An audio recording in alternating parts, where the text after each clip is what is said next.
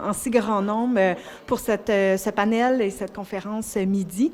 Donc, je m'appelle Catherine Jobin, je travaille à la responsabilité des programmes, dont la programmation et tout ça, ici à la Maison du développement durable. Donc, bienvenue à la maison. Donc, ce midi, on est super ravis d'accueillir une conférence qui va être fort intéressante sur les friches urbaines montréalaises. Donc, on a un super panel que Charles pourra vous présenter dans quelques instants. Donc, évidemment, bien, on vous encourage à suivre toute la programmation de la Maison du développement durable au fil des semaines et des mois. On a une programmation d'été qui va sortir dans quelques semaines. Donc, Infolette et l'ensemble des réseaux sociaux sont là pour vous accompagner dans vos choix de programmation. Donc, évidemment, bien, je me permets de remercier là, nos partenaires de programmation, donc Hydro-Québec, la Ville de Montréal, le Fonds de solidarité de la FTQ et évidemment la Caisse d'économie solidaire. Donc, voilà. Donc, je vous laisse au bon soin de Charles Bergeron du Conseil régional de l'environnement de Montréal qui va vous mettre la table à cette belle conférence midi. À plus tard. Bonjour tout le monde. Hey, on a fait salle comble en parlant de friches. Je suis très, très étonné de ça et je suis très ravi de ça, en fait. Je sais pourquoi vous êtes aussi nombreux ici aujourd'hui. C'est parce qu'il fait gris dehors, puis vous savez que vous allez voir de belles diapos vertes avec des oiseaux, des insectes, tout ça. Alors, je vous souhaite la bienvenue à cette conférence sur les friches urbaines organisée par le Conseil régional de l'environnement de Montréal, en collaboration avec Hydro-Québec et avec la Maison du développement durable.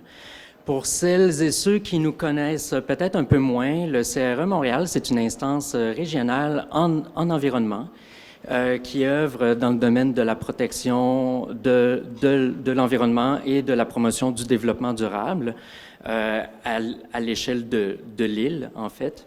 Et on agit pour faire progresser les dossiers environnementaux sur de grands thèmes comme les espaces verts, les matières résiduelles, les grands projets de transport, le développement urbain durable.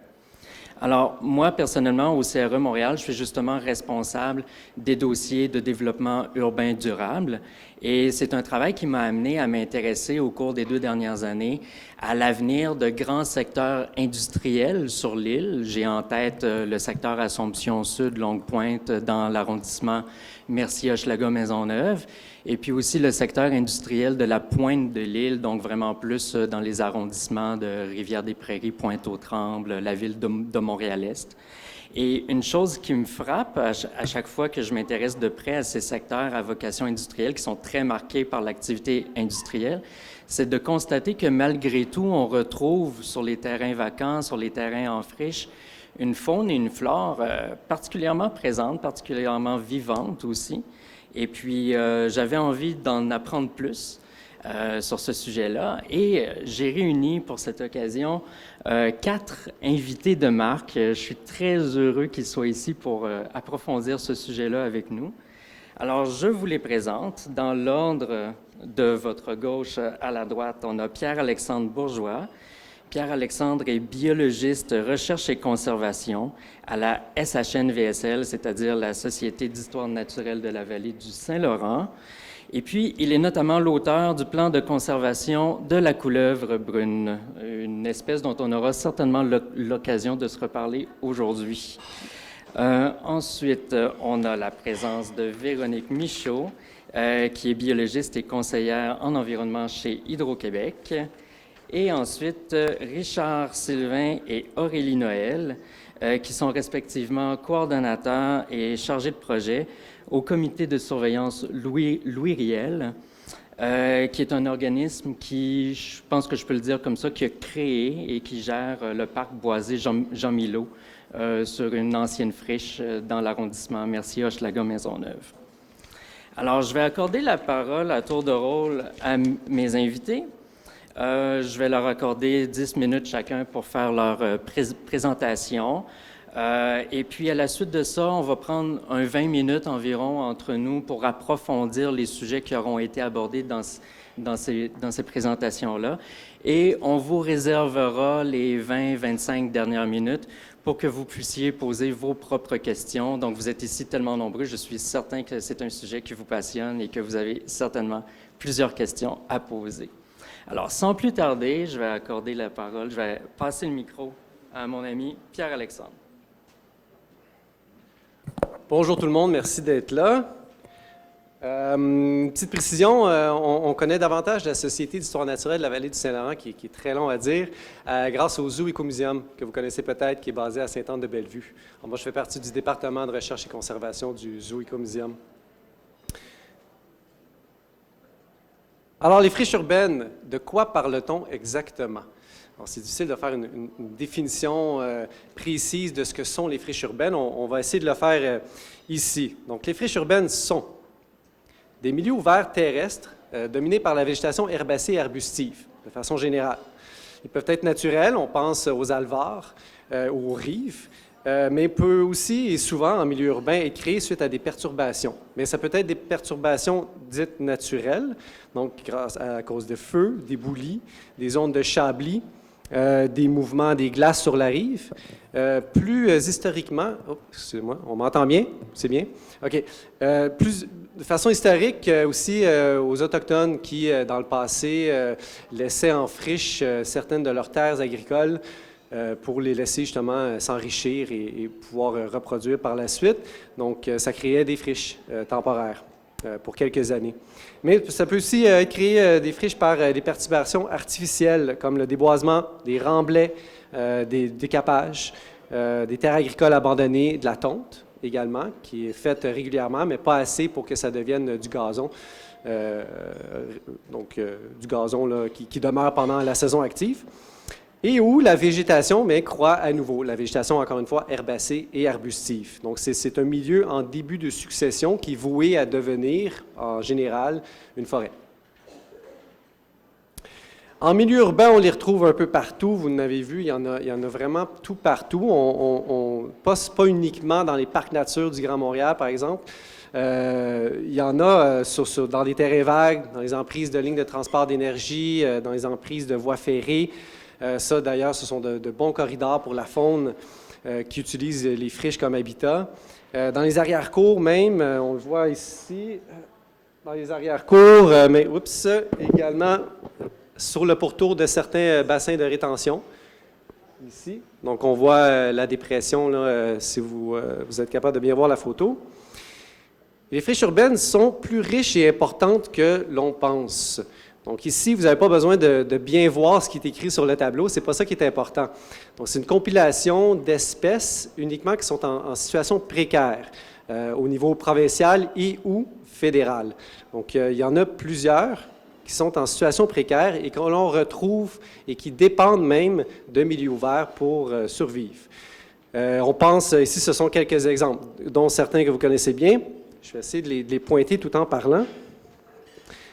Alors, on a le monarque, ici la verveine simple, l'aubépine suborbiculaire, donc beaucoup d'espèces d'aubépines qui sont associées aux friches, et il y en a beaucoup d'ailleurs qui sont en situation précaire, mais également plusieurs espèces d'oiseaux comme le goclu des prés, l'hirondelle rustique, des couleuvres tachetée en haut, couleuvre brune en bas, qui fait l'objet de plusieurs de nos travaux, et plusieurs espèces de pollinisateurs. Le monarque que j'ai mentionné, mais beaucoup d'espèces de bourdons et d'abeilles, dont le bourdon terricole qu'on voit ici, qui est une espèce qui est préoccupante au niveau fédéral et qu'on retrouve dans le Grand Montréal.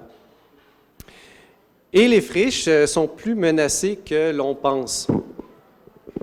On a fait une étude sur environ 100 friches dans le Grand Montréal uniquement, puis de 2004 à 2013, on a observé une perte de 21% de la superficie des milieux ouverts, friches, on dit milieux ouverts parfois aussi, dans le jargon, dans le Grand Montréal. Et ça compte les gains comme les pertes de friches. Donc, si vous voyez sur la photo, ce qui est en rouge, on voit bien les maisons juste en haut de la photo, là. En 2004, c'était une friche. En 2013, c'est devenu un lot résidentiel. Par contre, les secteurs qui sont en vert, eh bien là, c'est des remblais qui se sont formés suite au développement et ça a été un gain en friche, donc des remblais qui se sont couverts de végétation herbacée arbustive, qui sont maintenus ou non, et c'est devenu des friches. Donc, si on compte les gains et les pertes en friche de 2004 à 2013, il y a quand même eu une perte de 21% des superficies des friches, de ces friches-là, les 100 friches étudiées. Et 84% de ces friches-là ont connu une perte, peu importe l'ordre de grandeur de ces pertes-là. Et fait à noter, il y a également eu une perte de 16% de superficie en friche dans les aires protégées. Donc là, ce n'est pas à cause de développement comme tel, mais plutôt en raison de la succession végétale. Donc les friches sont devenues tranquillement, pas vite, des milieux boisés. Donc on a perdu une superficie en milieu ouvert, à même les aires protégées. C'est un constat. Et pour ce qui est de l'île de Montréal uniquement, eh bien, de 2004 à 2013, c'est une perte de l'ordre de 25%, donc un peu plus. Et l'exercice a été fait pour 2013-2018 avec 65 friches, et cette perte-là est de 7%. Ici, je vais vous montrer un peu un exemple éloquent là, de perte de superficie en friche à travers les années. Donc ça, c'est en 2002. S'il y en a qui sont capables de bien saisir, c'est où? C'est la pointe nord de l'île des Sœurs. Donc on voit... Le pont, c'est le pont Champlain, l'ancien pont Champlain. Et l'autoroute Bonaventure sur l'île de Montréal. Les points qui sont en rose, ce sont les points d'observation documentés de la couleuvre brune, une espèce qui est étroitement associée aux friches et que l'on retrouve uniquement dans la grande région de Montréal, au Québec. Donc, c'est 2002. Hop, j'ai pesé, voici 2005. Quelques petits changements dans ce secteur-ci, si on remarque. 2002 encore. 2005, il y a même un milieu humide qui est disparu. Et ensuite, 2008, grand changement brusque qui s'est produit avec un grand développement au nord. On portait attention encore une fois au point d'observation de la couleuvre brune. Je reviens à 2005, 2008, ensuite 2013. Donc là, il y a beaucoup de chambardements en raison de la construction du pont Champlain. 2017. Et très, très récemment, 2019. Donc, même les dernières petites parcelles où la couleuvre brune était localisée ont été remplacées par du développement, à l'exception de minces bandes sur les rives qui sont maintenues en raison des réglementations. Un autre exemple, plus court cette fois-ci, c'est la carrière Lafarge dans l'est de l'île de Montréal. Donc, voici la carrière en 2002, les points roses encore une fois, la couleuvre brune. 2008. 2013, donc là, le petit rassemblement de points ici, il s'agissait d'habitats vitaux pour la couleuvre brune, des hibernacles pour passer l'hiver. Et puis 2019, là, on perçoit qu'il n'y a pas eu tant de changements au sud, mais si on remarque un peu à l'ouest, il y a eu un grand chambardement là où il y a une grande friche. Oups, je reviens, 2019. Donc, on le perçoit très bien, les pertes de friches en milieu urbain. Et les friches sont plus isolées qu'on pense. Alors ici, c'est une vue aérienne d'une belle friche entourée de boisés. Et si on recule un peu plus, on voit que, finalement, elle est un peu plus grande qu'on pense. Le milieu comporte davantage de boisés, mais si on recule encore davantage, elle est très isolée. Donc, c'est très difficile pour les espèces qui y vivent d'être connectées avec les autres populations qui sont présentes dans les autres habitats en milieu urbain. Mais par contre, il n'y a pas très longtemps, les friches avaient mauvaise presse. Ils l'ont toujours dans plusieurs cas, mais sont de plus en plus appréciées. On voit le mouvement. D'ailleurs, la preuve, c'est qu'il y a cet événement-là qui a été organisé aujourd'hui et davantage considéré et aussi dans nos études mêmes. Ça, c'est la page couverture que vous voyez du plan de conservation de la couleuvre brune au Québec que nous avons produit et diffusé en 2018. C'est un peu la base de nos travaux qui nous portent à travailler, à faire la promotion de la conservation des friches dans le Grand Montréal. Et on utilise la couleuvre brune comme ambassadeur parce que cette espèce-là aussi est en grand besoin de conservation. La perte des friches qu'on a vue tout à l'heure est étroitement liée à la perte des populations aussi de l'espèce. Et donc, on va travailler dans le futur et présentement sur l'évaluation et la délimitation de l'habitat de la couleuvre brune. On fait une analyse de connectivité des habitats, voir les possibilités. Et on a fait et on fera beaucoup d'aménagements et de restauration de friches en aires protégées. On travaille activement à la consolidation des aires protégées pour le bénéfice de la couleuvre brune, en essayant de consolider les aires protégées avec des habitats qui sont en friche et non seulement des boisés et des milieux humides, qui, notons-le, doivent également être protégés pour faire augmenter, plutôt maintenir la biodiversité du territoire. Alors, je laisse la parole à... Oui, la prochaine panéliste. Merci. Aurélie.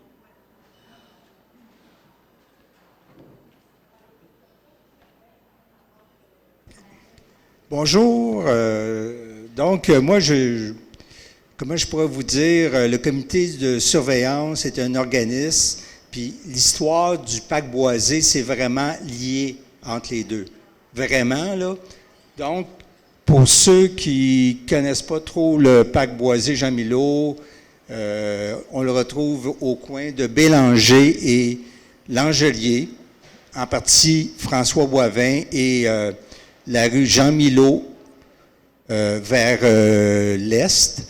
Et on retrouve l'arrondissement Saint-Léonard au nord, puis l'arrondissement Anjou vers l'est, puis au sud du boisé, c'est vraiment Mercier-Hochelaga-Maisonneuve. Donc, qu'est-ce qu'il faut comprendre? Il faut se replacer dans la situation historique.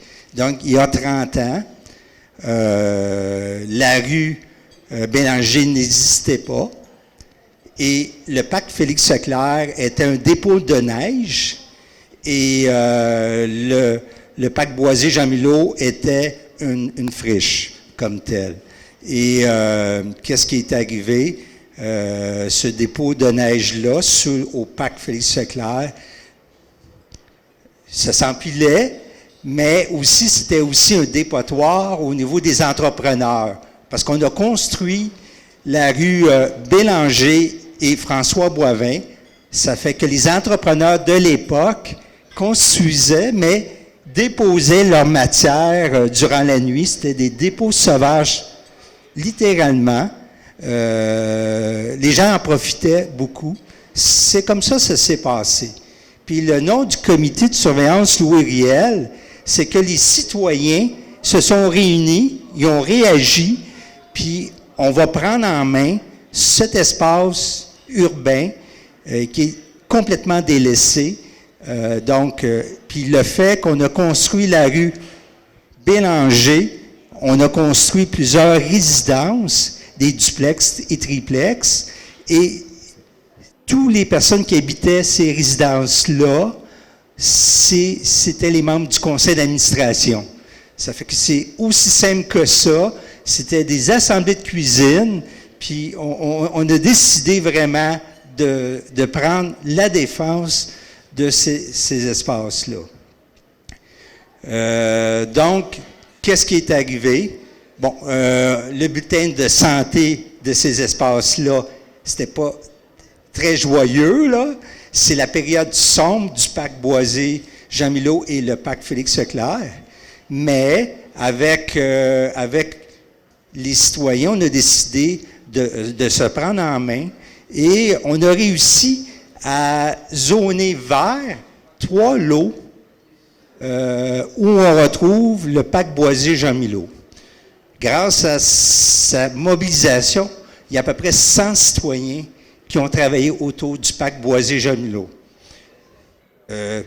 C'est sûr que le carrefour Langelier aussi, ça n'a pas aidé, parce que juste à côté, il y a un centre d'achat, puis eux aussi déposaient leurs déchets. Donc, c'est vraiment, vraiment une période très sombre. Le comité de surveillance Louis Riel, à l'époque, est devenu un écoquartier en 1996. Et à partir de là, on a décidé de faire des corvées de nettoyage. Et moi-même, on a retiré, tous les citoyens, des tonnes de déchets. C'était incroyable. C'est phénoménal. Donc, c'est ça. On a fait de la mobilisation. Entre 2000 et 2004, il y a eu ça. On faisait des corvées de nettoyage. Après, il y a eu aussi une politique de protection et de mise en valeur des milieux naturels, des écosystèmes forestiers et de valeurs écologiques. Puis nous, à l'époque, il y avait un comité d'urbanisme de consultation et on a fait une étude avec Jean-Saint Guimont et Jacques Brisson. Ils ont fait l'inventaire des plantes et des arbres qu'on retrouvait au parc Boisé-Jean-Milot. Donc, j'ai fait de la représentation. On a déposé cette étude, puis ils ont décidé que cet espace-là devienne un parc, le parc Boisé-Jean-Milot. Donc, on a gagné un point. Après, on a présenté un plan directeur. Donc, on était vraiment préparés, là, comme comité de citoyens. Donc, on a présenté un plan directeur au service des travaux publics et ils ont accepté toutes nos propositions. En somme, les 3 kilomètres de sentier. Après aussi, on a présenté une étude floristique, puis là, on a découvert le marais Molson. Donc, c'est François Lambert qui a fait cette étude-là, une étude sur les oiseaux. Donc, c'est vraiment remarquable. Puis, on vient de finir un projet avec le marais Molson. Donc, on a fait un bilan de 5 ans. Donc, vraiment, on est très documenté. Je vais poursuivre avec, en fait, tout l'aspect biodiversité du parc Boisé-Jean-Milot. On a parlé des années sombres, mais là, on parle des années fastes, parce que on s'est pleinement occupé du parc Boisé-Jean-Milot ces dernières années. D'abord par la découverte aussi du marais Molson. Mais pourquoi autant de biodiversité à travers toute cette mare de béton et d'asphalte et de voitures? C'est qu'en fait, le parc Boisé-Jean-Milot, il y a plusieurs écosystèmes très intéressants, dont le marais qu'on a découvert en 2015. Ensuite, on a aussi les espaces boisés.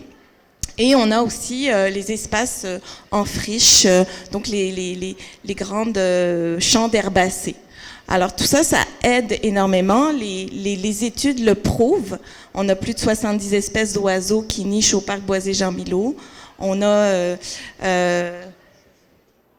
oui. On a donc, c'est le marais Molson. On a eu aussi des subventions. Donc ça, c'est vraiment, ça nous a beaucoup aidé parce que ces subventions-là, c'était vraiment dédié aux plantes envahissantes. Donc on parle du roseau commun, évidemment.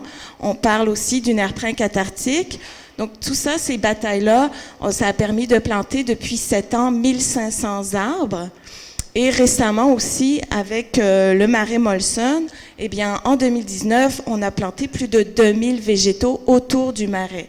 Donc tout ça, ça a permis vraiment de booster la biodiversité. Ce qui est incroyable, c'est qu'on peut planter une petite plante mellifère de rien du tout et on découvre une nouvelle espèce qu'on n'avait jamais vue dans le boisé. Donc l'année passée, on avait découvert le papillon sphinx qu'on n'avait jamais vu auparavant.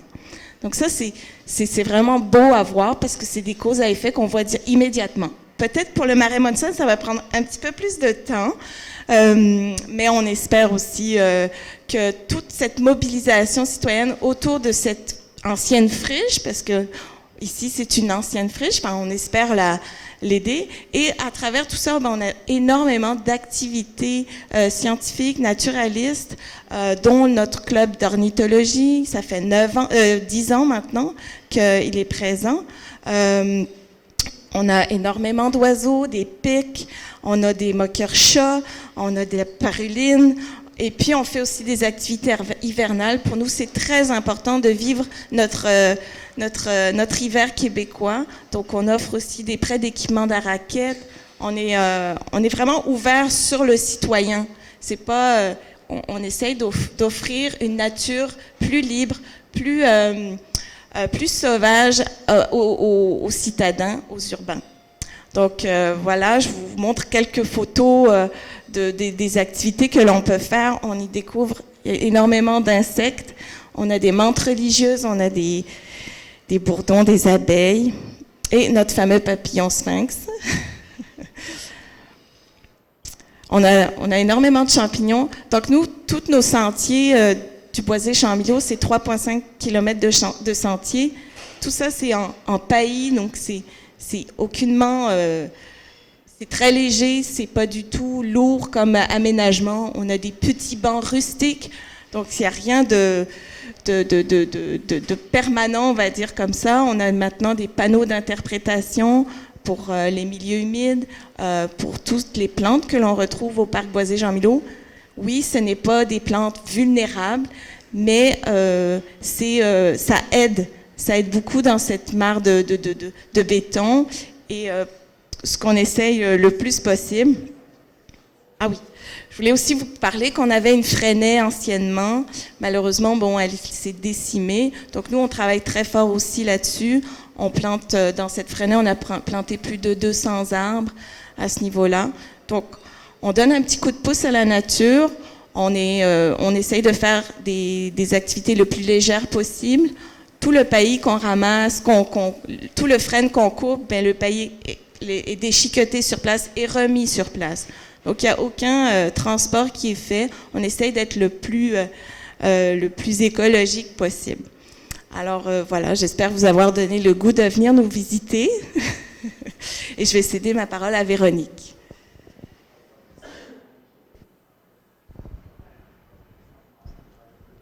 Ça fonctionne? Super. Ah, merci. OK. Donc, j'ai préparé beaucoup trop de matériel pour la présentation. Je pense que je vais avoir le temps de faire le 1 et le 3, qui est peut-être le plus pertinent pour la rencontre d'aujourd'hui. Le premier point, ce serait rapidement un portrait des emprises de transport sur l'île de Montréal. Je passerai les insectes pollinisateurs, même si c'est le sujet qui m'est très cher, si on a le temps. Mais j'irai davantage au dernier point, le 3. 2 études de cas qu'Hydro-Québec a réalisé des aménagements ou réalisera des aménagements là, de type friche dans le cadre de ces projets. Donc, un portrait rapide des emprises de transport sur l'île de Montréal. Donc, avant de commencer, les emprises de transport, c'est les lignes à haute tension, donc de 44 à 735 kV. Les lignes de transport au sol, on appelle l'emprise. L'emprise, elle est utile pour l'implantation de la ligne, son entretien et son exploitation sécuritaire. Et la largeur de l'emprise est fonction de la tension. Donc, sur l'île de Montréal, on peut voir, peut-être que vous ne verrez pas, mais c'est en rouge. Donc, les lignes de transport sont très présentes sur l'île de Montréal et ça totalise 629 hectares. Je voulais mettre en relation avec les grands parcs. J'ai vu qu'il y avait une personne des grands parcs ici. C'est une des cartes d'ailleurs qu'on avait réalisées dans le cadre d'un projet avec eux. Et donc, en comparaison avec ces gros noyaux de biodiversité qui représentent grands parcs, les parcs de d'autres natures, qui totalisent près de 2500 hectares. Ici, en photo, c'est des photos qui ont été prises dans les emprises de Montréal. Donc, j'ai mis de l'avant des belles photos où on voit des friches. Évidemment, il n'y a pas que des friches dans les emprises. Je vais vous donner des chiffres un peu plus tard. Il y a d'autres utilisations polyvalentes là, que l'on peut retrouver sous les câbles, dont des pistes cyclables, on a parfois des stationnements, et d'autres utilisations comme des jardins communautaires également. Et aussi, on peut avoir la photo qui est en haut à gauche, c'est finalement un beau d'embellissement, un bail d'embellissement. Donc, il y a certains riverains, des gens qui habitent à proximité des emprises de transport qui peuvent aménager l'emprise sous certaines conditions. Mais de façon générale, les emprises sont, comme vous pouvez le voir, très naturelles. Et ce qui est intéressant au niveau de l'emprise de transport, c'est qu'on ne peut pas y construire, on ne peut pas développer parce qu'il y a des conditions à respecter. Donc, les friches qui sont présentes, elles ont une certaine pérennité, compte tenu qu'on doit entretenir la végétation pour des raisons d'exploitation sécuritaire du réseau, en moyenne aux 4-6 ans. Donc, on coupe les arbustes, arbres qui sont incompatibles, ce qui fait en sorte qu'on ne va pas détruire la stratification de la végétation. Elle va toujours rester présente. Donc, il y a une certaine pérennité de nos aménagements et des habitats qui sont présents en emprise. Rapidement, je vais essayer de parler rapidement. J'ai beaucoup de choses que j'aimerais dire. OK, cool.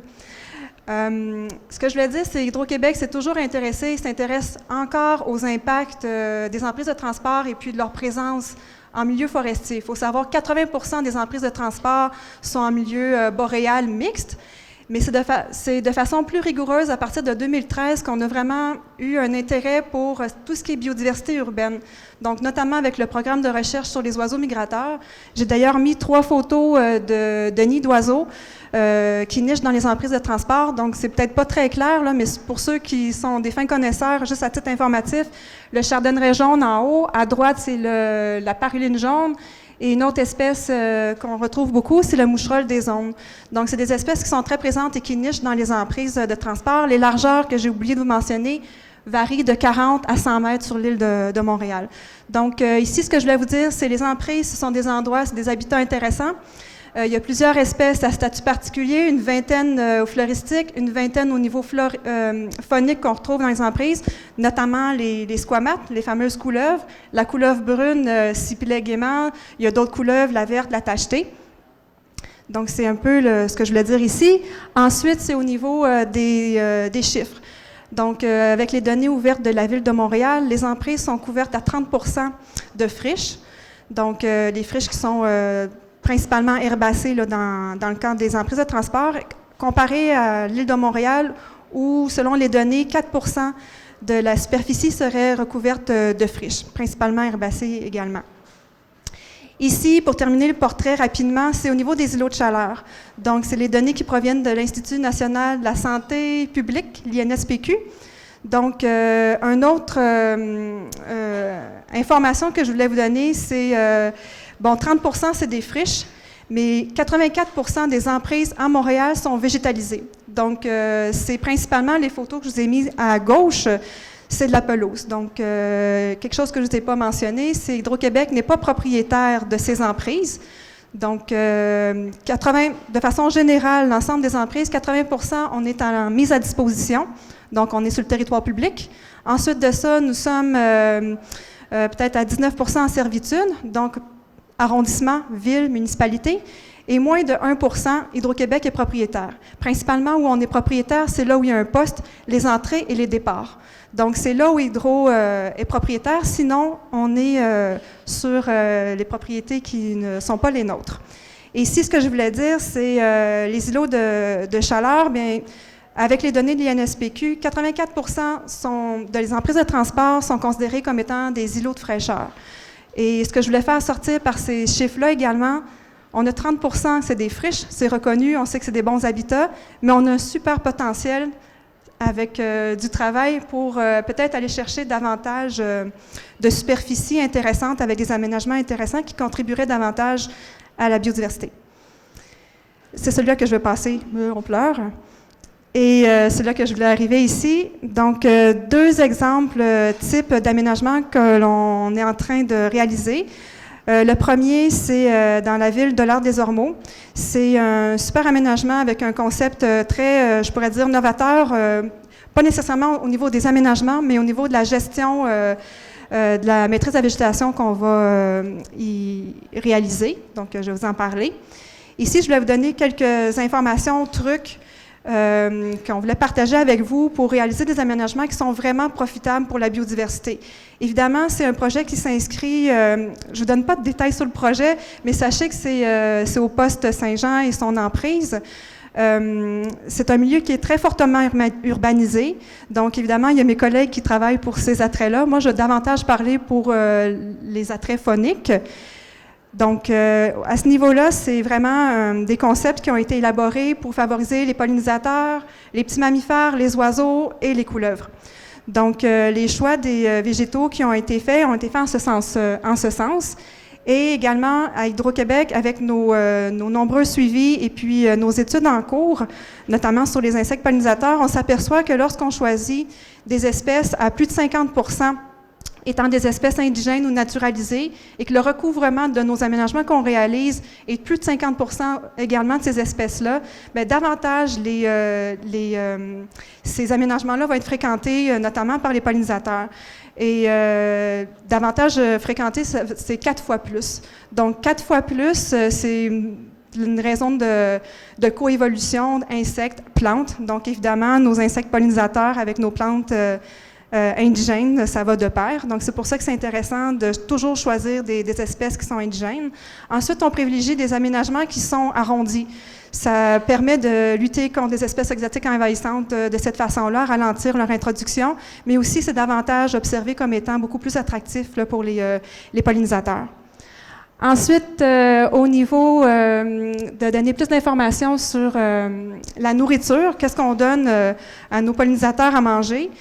Ce qu'on veut essayer d'attirer l'attention, c'est essayer de choisir des plantes qui ont des traits fonctionnels différents. Donc, on pense aux couleurs, évidemment, mais pensez aussi à la forme des fleurs. Et il y a des choses qui sont très intéressantes avec le programme de recherche. On s'aperçoit également, si on va aller vraiment beaucoup plus loin pour avoir des aménagements très productifs, notamment, je peux vous parler du sumac vinaigrier qu'on comprend davantage son potentiel parce que les fleurs mâles en avant-midi donnent du nectar, alors que les fleurs femelles en après-midi donnent le nectar. Ce qui fait en sorte qu'il y a la disponibilité, lorsqu'il y a cette présence-là, pour plein d'espèces qui se nourrissent à des heures différentes. Donc, c'est des choses intéressantes à réfléchir, qu'il y a une disponibilité pas non seulement au printemps, à l'été, à l'automne pour les pollinisateurs, mais aussi au courant de la journée. Donc, c'est miser sur la diversité et sur les traits fonctionnels. Et à ce sujet-là, je vais vous parler aussi de comment Hydro-Québec veut influer positivement en ce sens-là, donc en créant des outils pour avoir cette information-là. Donc, on fait de la recherche et on tend après à pouvoir redonner, comme je vous ai dit au tout début, on n'est pas propriétaire de nos emprises, donc on essaie de donner des outils qui permettraient aux municipalités, arrondissements, de faire des aménagements as easy as 1, 2, 3 par après.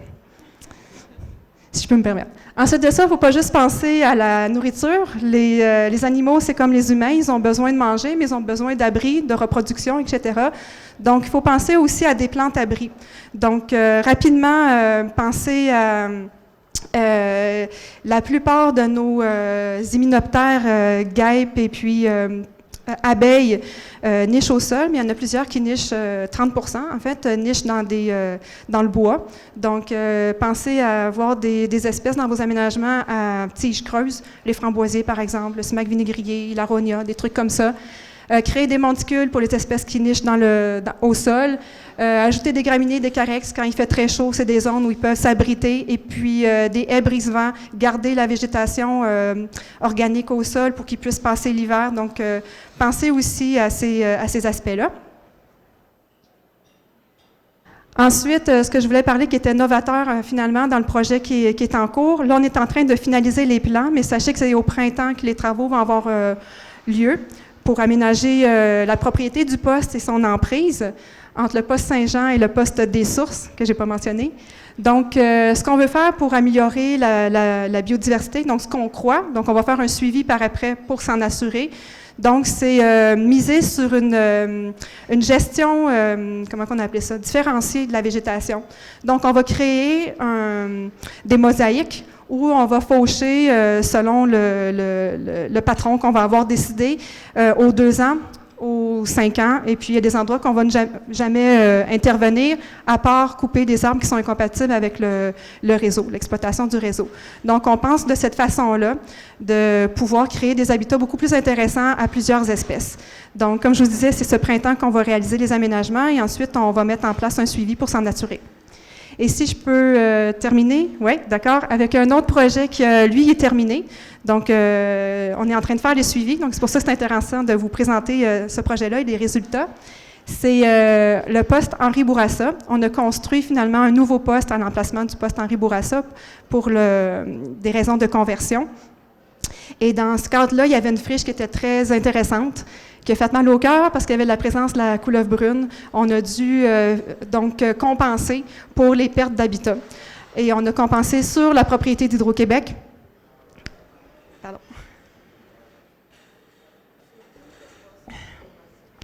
Bonne question. Moi, je ne suis pas très bonne. J'y vais au pif. C'est la pointe est de l'île de Montréal. Merci. Il connaît parce qu'il vient voir les hibernacles. Alors, la pointe est. Ce que je voulais dire ici, c'est donc sur la partie, il y avait une partie résiduelle qui nous appartenait, donc on a recréé, c'était une condition de décret, recréer la friche et l'aménager et trouver une façon de la bonifier également. Donc ce qu'on a fait, qui a été autorisé par le ministère du MFFP, donc Fonds de forêt et parcs, on a créé 5 hibernacles. Donc ça totalise environ 1 hectare et 5 hibernacles pour la couleuvre brune a été créé en plus d'aménager une friche herbacée. Donc, évidemment, Hydro-Québec, j'en ai pas parlé beaucoup, mais la végétation, on aime ça dans les emprises de transport, mais jusqu'à une certaine hauteur, parce qu'ensuite de ça, ça vient en contre avec nos normes d'exploitation et des risques ou la sécurité. Donc, rapidement, un exemple d'hibernacle qui a été installé. Et ensuite de ça, on a réalisé, c'est en 2016 que les travaux ont été faits. Et une des conditions, c'est de réaliser un suivi. On veut s'assurer que les hibernacles qui ont été construits, qui sont par la suite efficaces puis utilisés par les couleuvres, donc on fait des suivis. Avant, on veut s'assurer la population, en fin de compte, est-ce qu'il y a une espèce, 2 espèces, l'abondance de la population. Donc, avant les travaux, cet inventaire-là a été réalisé. Et en 2017 et en 2019, des inventaires également ont été réalisés aux mêmes endroits. Donc, comment on procède pour faire des inventaires de couleuvres?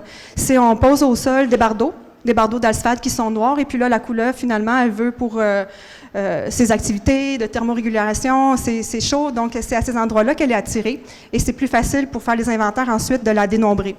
Donc, en 2000, c'est très petit, les points, finalement, l'image, là, je ne vais pas éteindre ma présentation. C'est-tu là, le point? Rouge, merci. OK. Donc, les points rouges et jaunes, c'est les endroits où, en 2017, on a trouvé de la couleuvre. Ici, en 2019, c'est les endroits où on en a trouvé. Donc, rapidement, ce qu'on peut voir, c'est qu'il y avait beaucoup de couleuvres le long de notre propriété et celle de notre voisin. Ici, c'est notre voisin, mais il n'y en a pas en 2019. Pourquoi? Ici, la photo n'est pas tout à fait à jour. Les travaux étaient en cours. Notre voisin a fait des travaux d'agrandissement. Donc, ici, il y avait un boisé. La photo, la légende cache, mais également ici, ça a été développé pour agrandir ces activités. Donc, les défis quand on fait des projets comme ceux-là, ça peut être décourageant pour des gens comme moi qui font des suivis par après, parce que on est, c'est ça, on vit dans un monde où on a des voisins, puis ils n'étaient pas informés nécessairement de nos travaux, donc des choses à faire peut-être dans le futur, c'est de sensibiliser les gens quand on fait des projets puis qu'on met beaucoup d'énergie à ce que ces derniers soient plus pérennes. Je pourrais terminer avec ça. Merci beaucoup. Oui. Très intéressante présentation. Merci beaucoup à vous 4.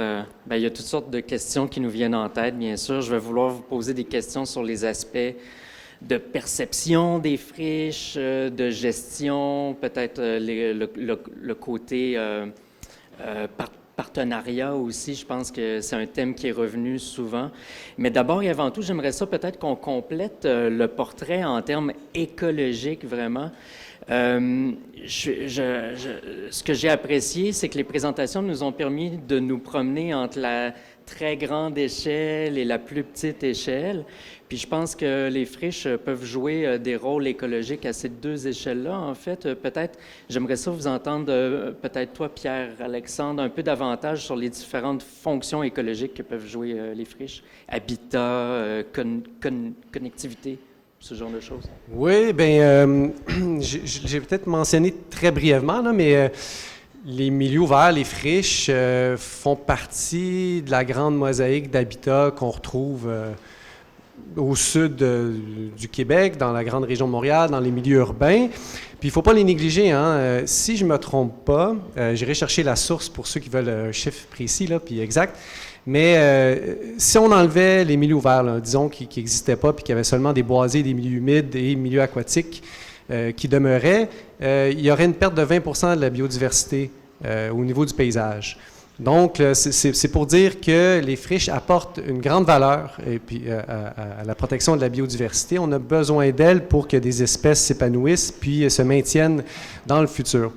Donc, ça, c'est une chose pour la diversité. On a besoin de ces milieux-là. Pour ce qui est des services écologiques, bien, il y en a plusieurs qui sont plus ou moins les mêmes que les services écologiques qui sont apportés par les boisés. Donc, on pense aux eaux de ruissellement, on pense j'ai le terme anglais, le replenishment de la nappe phréatique. Là, Okay. On pense aussi à la pollinisation, mais également aussi aux îlots de fraîcheur. Il y a une étude qui a indiqué que de simplement maintenir des herbacées, là, donc un milieu herbacé d'une certaine hauteur, là, jusqu'à 50-100 cm de hauteur, versus un milieu tondu, gazonné, on vient de réduire de 3 degrés Celsius la température ambiante. Donc, ce n'est pas uniquement les boisés qui ont cet effet-là, mais aussi les milieux ouverts. Là. Merci.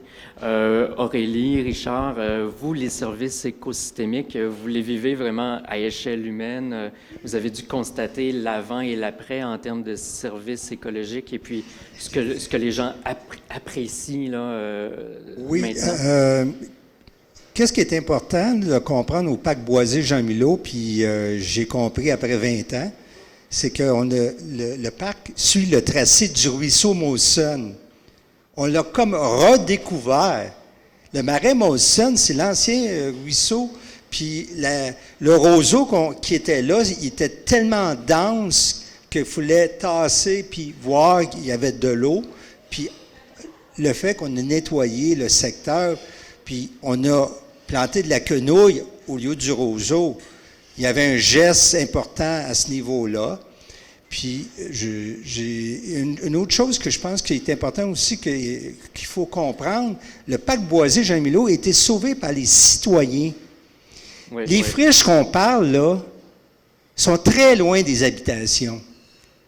Quand le citoyen embarque, c'est ça que je voulais vous passer comme message, quand le citoyen se retrousse les manches, puis va défendre un boisé, je pense qu'on est capable d'atteindre des buts importants. Mais, puis le citoyen aime. Quand on travaillait, il disait « Félicitations, Richard, tu as planté des arbres, tu as sauvé un espace. » Puis il disait ça à mes collègues.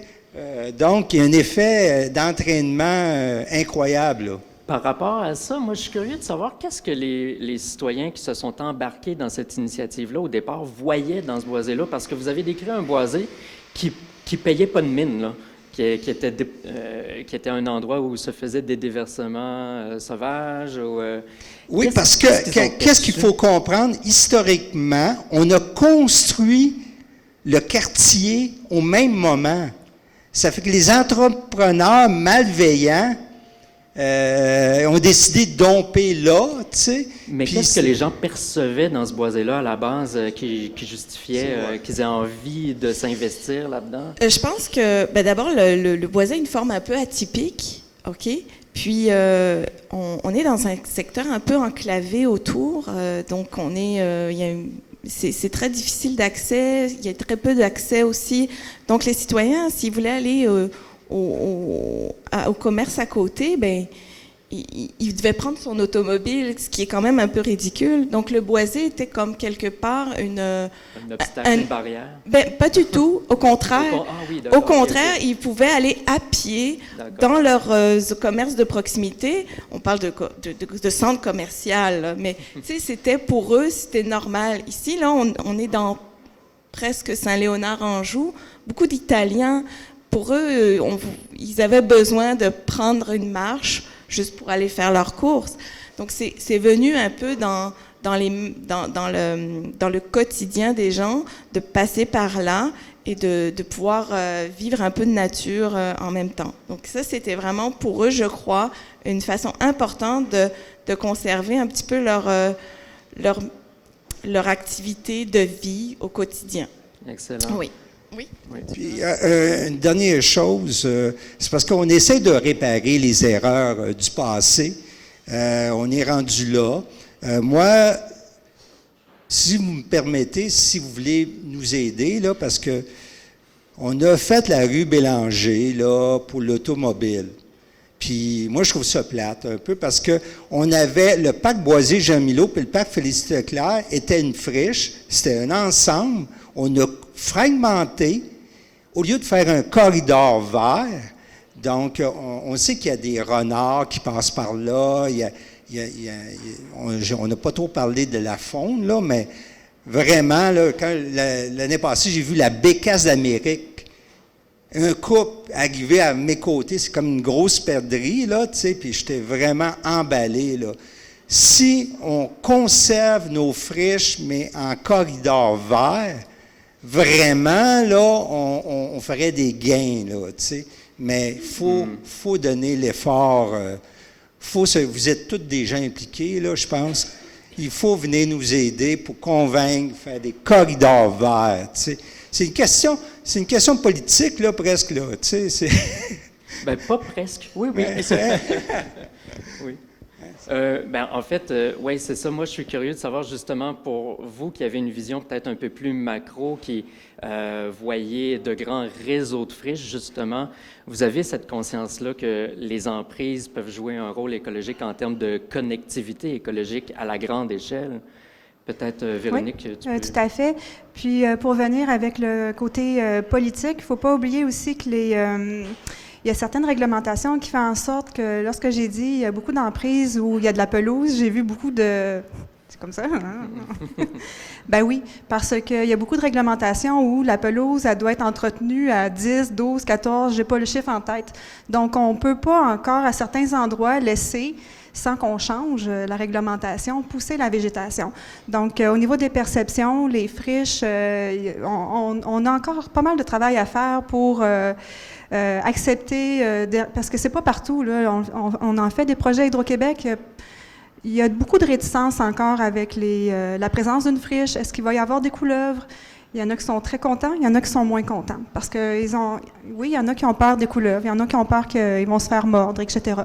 Donc, quand je vous disais que je suis très heureuse, 30% des friches sur l'île de Montréal, des emprises sont des friches, mais il y a un énorme potentiel. Là, quand je regarde tout ce qui est de la pelouse, là, je rêverais de laisser ça aller en friche, puis de l'entretenir juste comme il faut aux 4-5 ans. Moi, ce qui m'intéresse comme bien service écologique, là, au niveau des emprises de transport, comme je vous en ai parlé un tout petit peu, c'est les insectes pollinisateurs. On sait que nos petites abeilles, leur déplacement, c'est très limité, c'est 100 mètres. Donc, les emprises de transport, comme je vous l'ai montré, qui sont très présentes sur l'île de Montréal pour des raisons évidentes, à certains groupes phoniques, ça pourrait quasiment faire partie d'une solution si on avait des gestions bien efficaces là, de maîtrise de la végétation, donc avec rôle de partenariat avec les villes, les arrondissements, de trouver une façon différente d'entretenir la végétation. Toujours en respectant nos conditions d'exploitation, c'est bien important, mais il y a la façon de faire les choses, on le fait dans le cadre de projets. Moi, je serais plutôt... ça serait plutôt ça là, qui serait les prochaines étapes. Ouais. C'est un message important. Pierre-Alexandre, si vous voulez ajouter quelque chose. Oui, je voulais compléter. Pour ce qui est de la couleuvre brune, elle peut mordre, mais c'est une toute petite couleuvre. Fait que je voulais juste amener. Je sais que Véronique le savait, mais j'en ai manipulé des centaines, puis je pense que ça m'est arrivé 2 fois que je me suis fait mordre, puis ça avait l'air comme du petit velcro qui m'accrochait. Donc, il n'y a rien à craindre, mais je peux comprendre qu'il y a des phobies. Ça, on le comprend très bien quand on sensibilise les gens. Pour ce qui est de la connectivité des habitats, il y a Hydro-Québec qui fait un beau travail à ce niveau-là, mais je vous invite à aller consulter, aller sur Google là, tout simplement, là, mais le projet de corridor de biodiversité de l'arrondissement de Saint-Laurent. C'est sorti récemment, c'est même sorti dans les médias, puis c'est très bien. Ils ont mis de l'avant les friches comme faisant partie d'une solution pour connecter les habitats. Puis, il y a des grandes sections qui sont soit sur des emprises ou entre des boulevards qui vont être maintenues en friches herbacées, arbustives, c'est selon. Donc, ça travers plusieurs années que ça va se réaliser, mais c'est quelque chose qui est possible. Donc, il s'est passé quelque chose au niveau de cette administration-là. Donc, quand on parlait de politique, c'est juste que les bonnes personnes ou l'ensemble d'une administration se mettent d'accord sur le fait qu'il y ait les bonnes études entre les mains, d'où un peu mon travail, pour pouvoir prendre ces décisions-là puis réaliser que finalement, c'est faisable. Finalement, on va travailler en tant qu'administration à sensibiliser les gens au fait que les friches, c'est quelque chose de beau. Finalement, vous avez vu tout plein de photos. C'est des milieux naturels qui peuvent être magnifiques s'ils sont bien gérés puis bien conçus et qui peuvent protéger une grande diversité et profiter aussi aux gens en créant des sentiers. Et ça crée aussi une espèce d'un visuel, hein, contrairement au boisé, mais le fait qu'il y ait des friches, des clairières, bon, mais ça fait c'est un attractif paysager de pouvoir avoir une vue sur le milieu. Donc, c'est ce que je voulais rajouter. Oui. Par rapport à cette question de perception-là, justement, bon, vous avez évoqué l'idée qu'il y a certaines espèces qui sont plutôt mal aimées, qui sont associées aux friches. L'aspect paysager des choses aussi, j'aimerais ça vous entendre là-dessus sur une esthétique, sur un sentiment qu'on a vis-à-vis de l'esthétique des friches qui évoque parfois la notion de danger, d'insécurité. C'est super important, cet aspect-là. C'est pas mon domaine, c'est le domaine, par contre, d'une de mes collègues. On est une grosse équipe en environnement à Hydro-Québec, donc il y a des gens qui s'intéressent à là, je voudrais pas bien en parler, là, mais tout ce qui est l'insertion des projets, des infrastructures dans le milieu pour qu'elles soient faites de façon harmonieuse. Donc, effectivement, ça, c'est les friches. Je vous ai montré l'exemple ici de Couleuvre-Brune. C'est dans un contexte industriel. Donc, les friches sont pas organisées. Moi, ça me plaît quand c'est pas organisé. Mais en milieu urbanisé, lorsqu'il y a beaucoup de gens, ben on peut pas non plus faire une friche qui a l'air complètement naturelle. Elle doit être un peu plus organisée. Donc, là, il y a des gens qui habitent à côté, donc on peut quand même faire des aménagements qui sont intéressants pour la faune, mais d'une façon plus esthétique. Donc, ça, c'est possible, et c'est possible grâce à un travail qui se fait en équipe multidisciplinaire. Donc, on a des gens avec nous là, qui sont en relation avec le milieu, qui écoutent les besoins des riverains, des lignes de transport.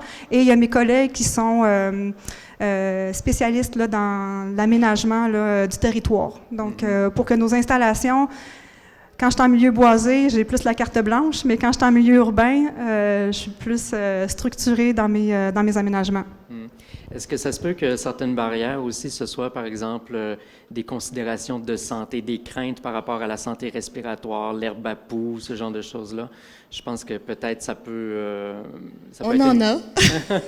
On a de l'herbe à puce. La perception... Ça se travaille. Nous, avec nos activités de sensibilisation, je pense qu'on arrive quand même à faire quelque chose d'intéressant auprès des jeunes.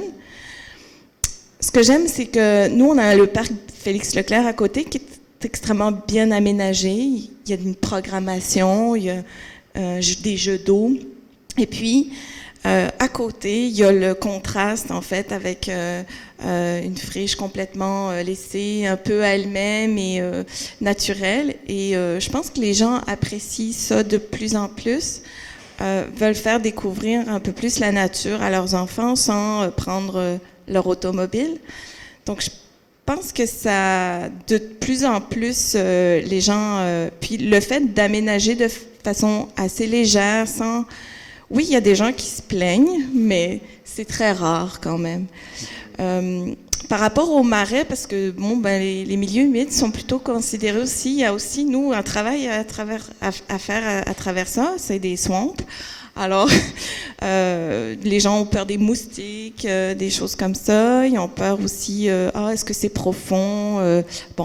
Donc nous aussi, on fait un travail de sensibilisation avec ça. Donc, c'est un travail de longue haleine qu'on réalise depuis des années avec Richard. Le fait de planter en gang avec la communauté aussi, planter des arbres, des arbustes indigènes évidemment, ben là ça aide aussi à l'appropriation, à prendre en compte un peu plus de façon sentimentale le lieu. Donc voilà.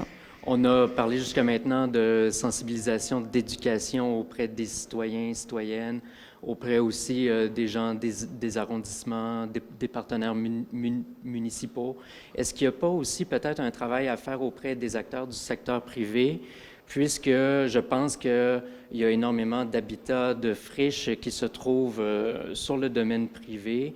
Et puis, les photos que tu nous as montrées sont très parlantes à cet effet-là. On a vu des développements immobiliers à des endroits où se trouvent des espèces documentées à statut précaire, on va dire. Qu'est-ce que vous préconiseriez comme approche pour à avoir une vue d'ensemble et puis intégrer aussi les acteurs du privé dans cette discussion-là? Juste dire un mot.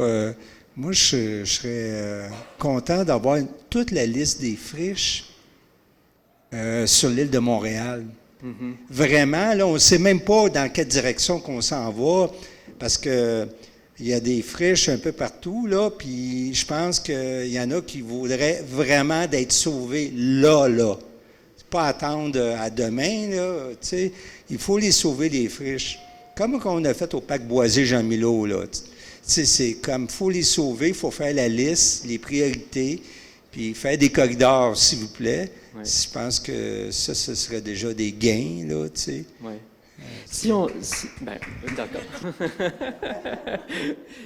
Et si on devait justement identifier des critères pour prioriser la conservation des friches et puis quelles friches se prêteraient mieux à des aménagements pour la biodiversité, par exemple, est-ce que vous avez des recommandations ou des critères que vous proposeriez qu'on tienne en compte pour ça? Bien, je commence puis tu complètes. J'irai aussi avec la variété de types de friches qu'on retrouve. Il y a des herbacées, il y a des friches arbustives, il y a des friches avec des arbres également. Donc, regarder dans une vue globale à ce qu'il y ait une représentativité de ces trois types de grands types de friches là. Après ça, j'aime pas choisir une plus par rapport à l'autre, donc c'est pas moi qui va décider. C'est pas moi non plus, mais je reviens à la biodiversité. Un des gros objectifs là, de la trame verte et bleue de la communauté métropolitaine de Montréal, c'est de protéger la biodiversité en protégeant des milieux naturels qui sont d'intérêt, qui ont été identifiés. Donc, si on veut garder ça, bien, on doit partir, entre autres, avec la base, qu'est-ce qu'on retrouve dans ces milieux-là. Donc, continuer à documenter ce qu'on retrouve. Je vous invite à rapporter vos observations d'amphibiens, reptiles, oiseaux aux banques de données appropriées. Je glisse l'Atlas d'amphibiens et reptiles du Québec. Si vous ne connaissez pas, allez-y. Allez voir le site web. Donc, de savoir qu'est-ce qu'il y a, et ça passe par là, la priorisation. C'est un jeu dangereux parce que oui, une priorisation fait en sorte qu'on oublie certains autres milieux qui peuvent être d'intérêt pour certaines personnes dans certains quartiers. Donc, moi, comment je verrais ça, c'est que l'exercice de savoir qu'est-ce qu'il y a, où sont les espèces qui ont un grand besoin d'être protégées. Nous, on travaille avec la couleuvre brune parce qu'en milieu urbain, elle est très présente, mais à la grandeur du Québec, sa répartition est limitée, puis elle est très menacée. Mais on doit aussi considérer l'aspect plus local au niveau des quartiers, l'aspect citoyen, l'aspect qu'est-ce que ça apporte, ce milieu naturel-là, qui n'est pas entièrement boisé, donc il n'y a pas les valeurs d'un boisé qui n'est pas protégé par des lois, parce que les boisés milieux humides le sont, techniquement, mais pas les friches. Donc, qu'est-ce que ça apporte aux gens, quel genre de service écologique ça apporte, en plus de qu'est-ce que contient ces friches-là, puis de mettre ça ensemble pour pouvoir prioriser les friches qui doivent être protégées. Merci beaucoup pour vos interventions. Le temps est venu d'entendre vos questions et j'invite les gens qui ont des questions à utiliser le micro qui est ici. Bonjour. Bonjour. Je m'appelle André Philippe puis je travaille à l'Insectarium. Dans le cadre de l'élaboration de la stratégie de protection des pollinisateurs de Montréal, on a été mandaté pour dresser un portrait de la diversité des pollinisateurs sur l'île. Donc, ma question s'adresse aux panélistes, mais on pourrait l'étendre à tout le monde qui est ici, en fait. Est-ce que vous avez fait des inventaires dans les friches? Puis si oui, est-ce que vous seriez prêt à partager vos données? Viens chez nous, parce que ça n'a pas été fait. Je cherche un entomologiste bénévole. De notre côté, c'était la petite partie que je voulais... Est-ce que je peux revenir à mes diapos? Bien sûr, C'est facile oui. de faire ça? Pardon. Oui. Je vais pas tomber après. OK. Donc, oui, il y a une de vos collègues, d'ailleurs, qui m'a contactée pour obtenir nos résultats. Donc, effectivement, nous, à Hydro-Québec, on a fait des inventaires là, dans les emprises de transport. Tu hoches de la tête, peut-être parce que c'est Mme Giroux, si je ne me trompe pas. Ah, bonjour! Ça fait plaisir. Donc oui, avec grand plaisir, on va partager nos résultats. On est très contents d'avoir fait... À Hydro, on fait beaucoup d'inventaires. Là.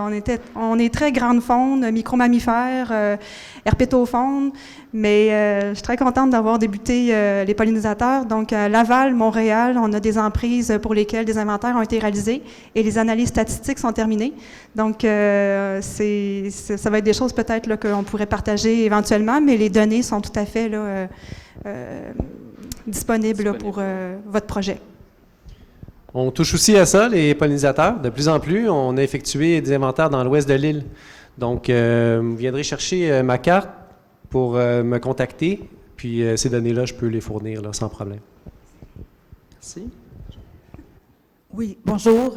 C'était très intéressant. Irène Maillé, atchoum.ca. Moi, je m'attaque à l'herbe à poux.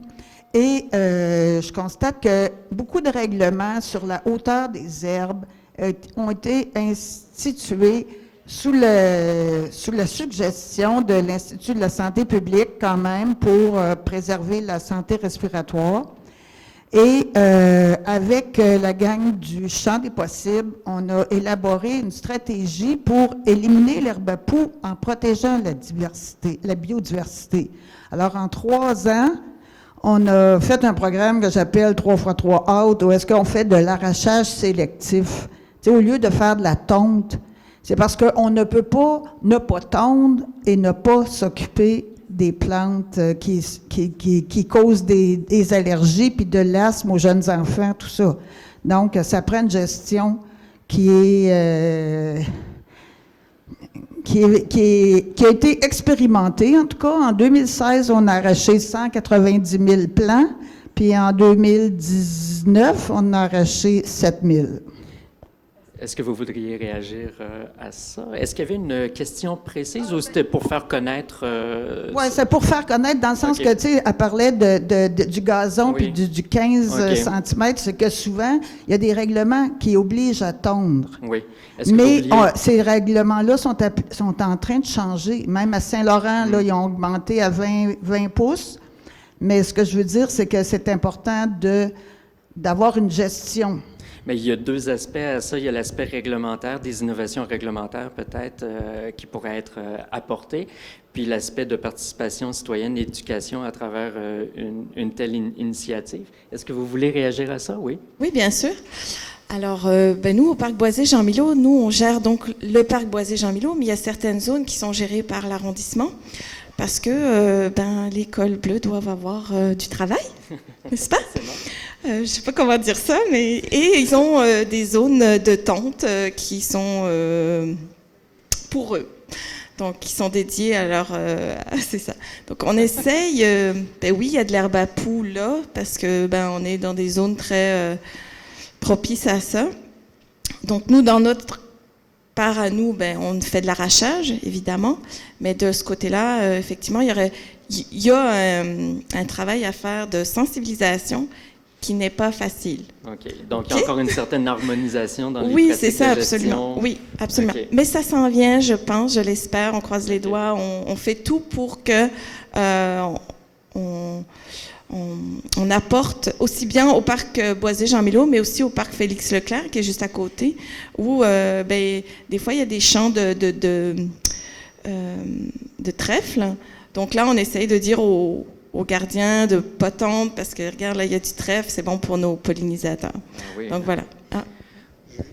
Juste vous dire que moi, ça fait 20 ans, je suis au parc Boisé, Jean-Milot et au parc Félix-Leclerc, mais j'ai vu les gens de la ville, ils ne tondaient pas le gazon, ils labouraient, tu sais, avec des machines agricoles, là, tu sais, ils arrachaient tout, et ça fait place à l'herbe à poux. Donc, je pense qu'il y a une question de hauteur, là. Puis, j'ai posé la question à certaines personnes qui travaillaient à la ville. Puis, savez-vous c'est quoi l'herbe à poux?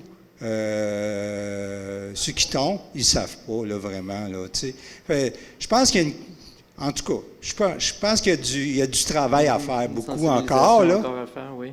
Tu sais. Oui. On va prendre d'autres questions aussi. Bonjour. Oui. Jean-Jacques Linco, je suis consultant en horticulture et notamment pour le parc Jean-Drapeau. Et je vous félicite de l'expertise que vous avez développée, qui est peu connue. à propos de la connectivité, à propos d'approcher très différemment l'entretien, puis notre vision de nos espaces verts. On s'aperçoit qu'avec votre vision, votre expertise, qu'on peut approcher complètement différemment l'entretien, l'utilisation et participer à plein de bonnes causes, de bons impacts comme les îlots de chaleur, comme le ralentissement des îlots de chaleur ou l'augmentation de la biodiversité. La question que je me pose, c'est est-ce qu'à votre connaissance, il y a des projets, je sais qu'on a mentionné Saint-Laurent avec les grandes emprises de transport, mais est-ce qu'il y a des expertises municipales développées? Est-ce qu'il y a un tournant vers cette nouvelle vision-là des choses par rapport à nos espaces verts? Bien, certainement. Les arrondissements puis les villes sont dotés de spécialistes, voire d'experts. Il y a les grands parcs de Montréal qui ont des experts en biodiversité et puis qui, notamment, là, travaillent avec Hydro-Québec là, pour faire améliorer nos pratiques. Donc, par expérience, oui, il y a des gens qui sont présents là, dans les organisations des villes. Il y a peut-être des petites villes, là, je ne parle pas pour Montréal, mais peut-être des plus petites villes qui n'ont pas l'expertise. Et puis, c'est pourquoi que l'on souhaite à Hydro-Québec là, rendre disponibles des outils pour avoir accès à ces informations-là. Donc, je vais aussi en profiter pour aller vous montrer ça. Donc, un premier outil a déjà été, il est disponible sur le site d'Hydro-Québec. Donc, c'est une liste d'espèces floristiques qui sont contributives là, pour les pollinisateurs, donc des espèces mellifères. Et puis, on donne aussi, si ces espèces-là floristiques sont également là, des bons abris pour les pollinisateurs, on le mentionne. Et j'ai une collègue dans la salle aussi qui travaille avec un nouvel outil pour les arbustes. Donc, avec des arbustes qui auraient des intérêts spécifiques pour la biodiversité, qui auraient des attraits pour le côté esthétique. Donc, consultez le site Hydro-Québec. On va essayer de déposer... j'espère, mais pas périodiquement, là, mais assez rapproché là, des outils. Oui, monsieur. Oui, bonjour. Mon nom est Alain Renaud. Je suis néophyte dans le domaine, mais j'essaie d'être un citoyen conscientisé à tout ce qui se passe avec la biodiversité, la nature, les changements climatiques. Et je remercie le panel là, de nous avoir décrit vraiment certains éléments importants à tenir compte au niveau des friches urbaines qui, pour moi, étaient absolument redondants, si on peut dire. Là, je vais être différent là, au niveau des prises de conscience à ce niveau-là. Puis c'est ça, je me demande, parce qu'il n'y a pas si longtemps, la mairesse Valérie Plante, elle a mis sur pied un immense projet pour essayer de regrouper des terrains dans l'ouest de l'île. Pensez-vous que c'était un bon projet? Puis surtout au niveau des friches urbaines, ça sera quoi l'impact? Puis y a-t-il un comité, je ne sais pas si vous êtes au courant, qui a été mis en œuvre pour que tout ça s'harmonise finalement? Okay. Vous faites référence au Grand Parc de l'Ouest, hein? C'est bien ça? OK. Oui, bien, je ne travaille pas pour la ville, donc je ne peux pas tout connaître là, les fins détails, là, mais je peux uniquement me prononcer sur les acquisitions qui ont été faites pour consolider les aires protégées, le parc là-bas, puis aussi créer, dans la foulée, la création du Grand Parc de l'Ouest.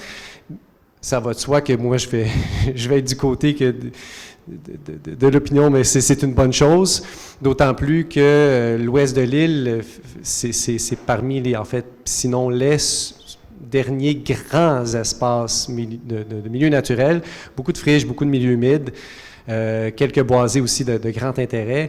Donc, ça va de soi que pour nous, on est situé là aussi, les Ecomuseum, donc on voit aussi la nature qui est là, puis c'est magnifique. Donc, si vous voulez voir des grandes friches qui sont de grande qualité encore, sauf pour les secteurs où le nerf brun a beaucoup envahi, là, mais ça fait partie de la problématique sur toute l'île de Montréal, ça, de toute manière. Là, mais donc, ça va de soi que moi, je vais me prononcer pour cet agrandissement-là.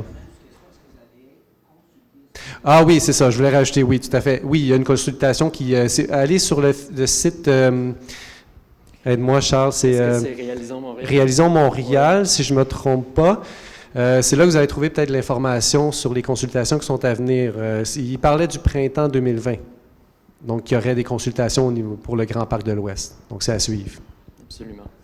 Si vous voulez, nous, c'est certain qu'on va faire la promotion de ces consultations-là aussi parce qu'on considère que c'est important que toutes les voix soient bien entendues. Donc, restez attentifs aussi. Abonnez-vous à notre infolettre. Super. Le CRE Montréal, le Conseil régional de l'environnement de Montréal, infolettre en ville express. Voilà. On prend une autre question? 3 dernières questions, d'accord. Oui, je Bonjour. serai très, très brève. En fait, j'ai une réponse plutôt qu'une question. Monsieur Richard Sylvain mentionnait que ce serait bien qu'il y ait un répertoire des friches. Il y en existe un outil, je viens de vérifier, il est encore vivant. Il est en anglais et en français, c'est wildcitymapping.org. Et vous pouvez à ce moment-là avoir une carte qui répertorie justement l'ensemble de ces friches. Et c'est un travail qui est fait par les citoyens qui sont, comme vous, très passionnés par cette question. Voilà.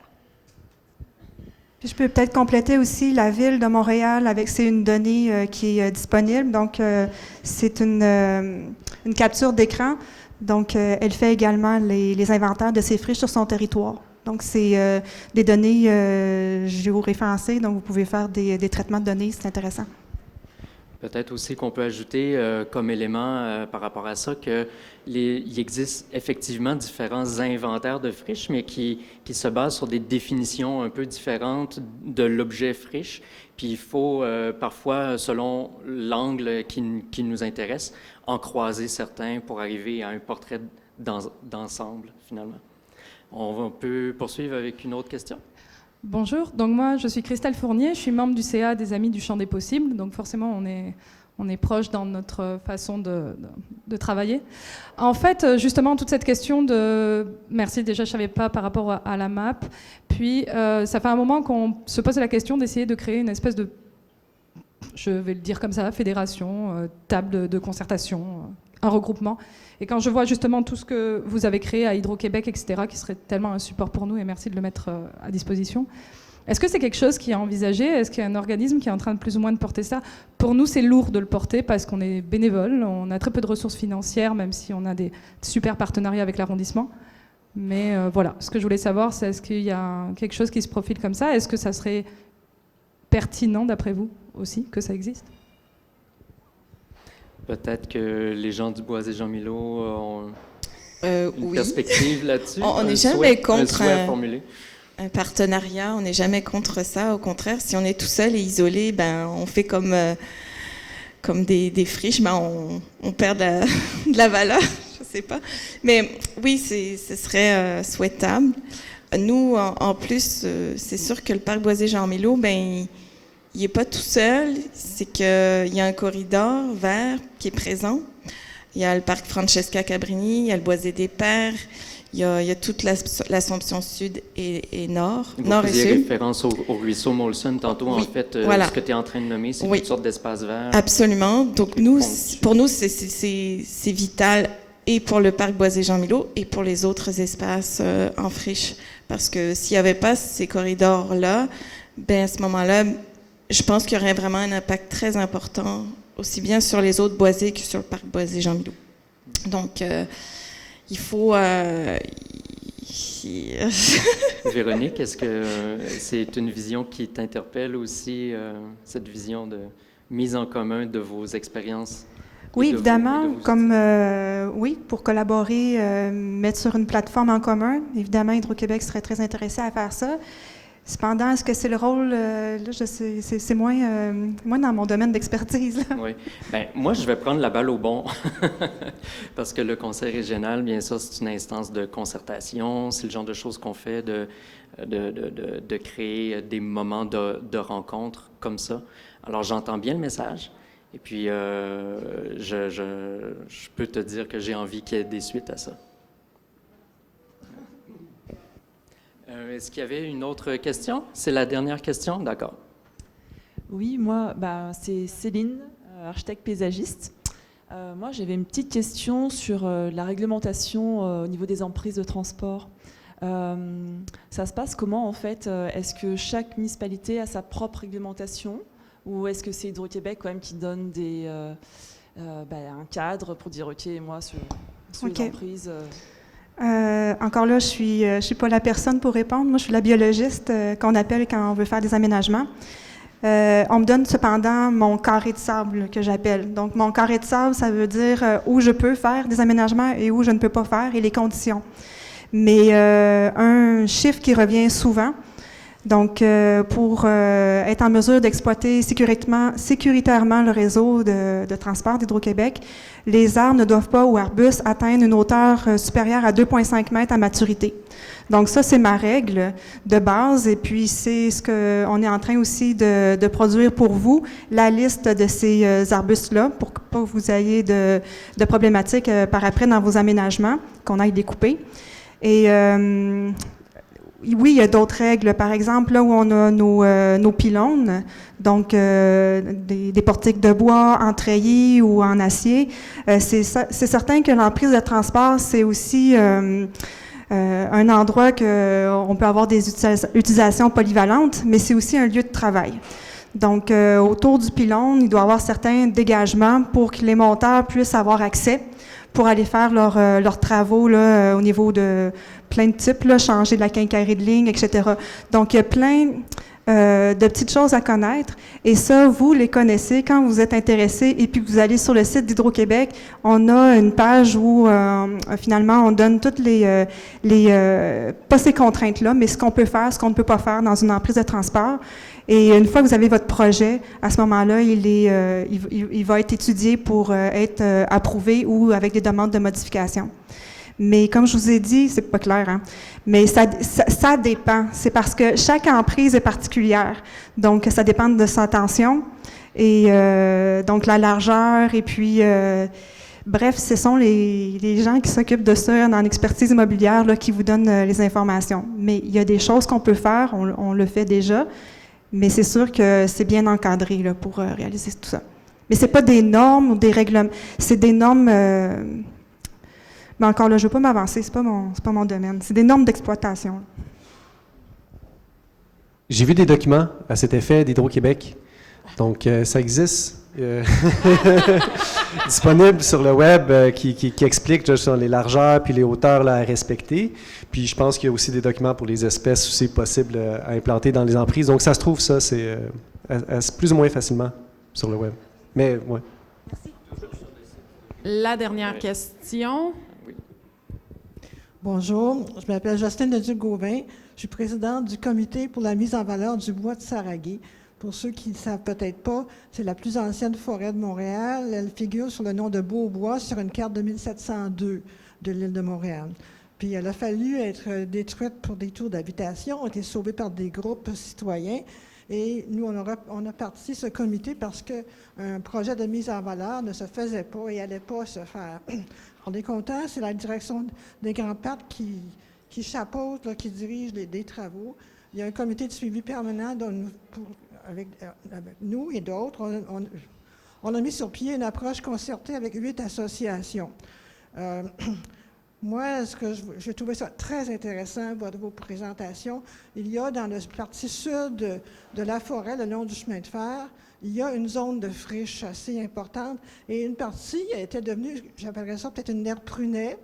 Il y a eu l'année dernière un abattage de milliers de frênes à cause de la grille, mais aussi des nerfs pruns dans cette section qui ont été arrêtés. Il y a eu à notre demande express un assouchement en décembre.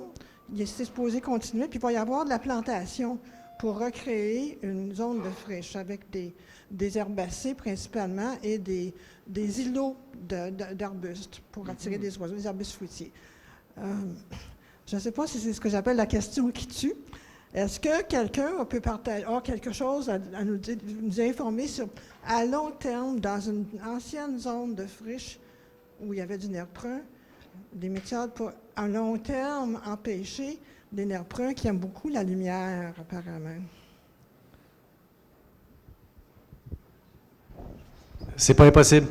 Le nerf prun est une plante super agressive puis qui envahit facilement des milieux, mais pas uniquement des friches, des sous-bois, des boisés. On le voit partout sur l'île de Montréal.